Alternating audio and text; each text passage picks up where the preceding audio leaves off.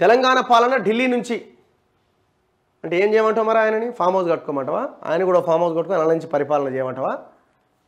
Camp office to farm house, farm house to camp office తిరగమంటావా?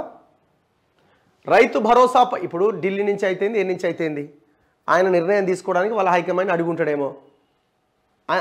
ఆ నిర్ణయం సరైనదా కాదా చూడు, దాని మీద విమర్శ చేయి. లేకపోతే ఆయన పోయి ఏమైనా ఢిల్లీలో ఉంటున్నా పోనీ అదన్నా చెప్పు. మీ నాయన లెక్క ఆయన ఫామ్ హౌస్లో, మీ నాయన ఫామ్ హౌస్లో వండుకున్నట్టు ఈయన పోయి ఏమన్నా ఢిల్లీలో ఉండి పరిపాలన చేస్తున్నాడా?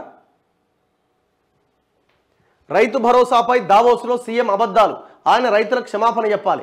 నేను వెళ్తే విమర్శించారు, మరి మీరేం చేశారు?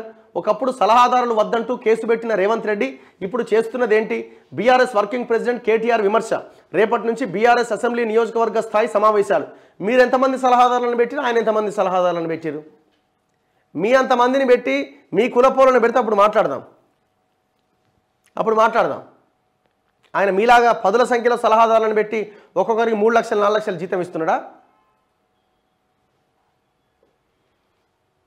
క్షమాపణ చెప్పాలి. మరి మీరే క్షమాపణ చెప్పాల్సిన సిచ్యువేషన్ వస్తే ముక్కు నేలకు రాసినా, మీరు నడి బజార్లో మిమ్మల్ని ఉరిదీసినా మీరు ఇంకా మీ తప్పుని మీ పాపాలని కడిగేసుకోలేరు. మీరు అంత మోసం చేసిన 10 సంవత్సరాలుగా జనానికి.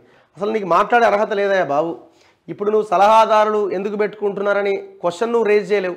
మాలాంటి వాళ్ళం అడగొచ్చు. అర్థమైందా? అది అడగాల్సి ఉంటే మిగతా పార్టీలో లేకపోతే మాలాంటి వాళ్ళం అడగొచ్చు. నీకు అర్హత లేదు, నువ్వు తప్పుకో. సింపుల్.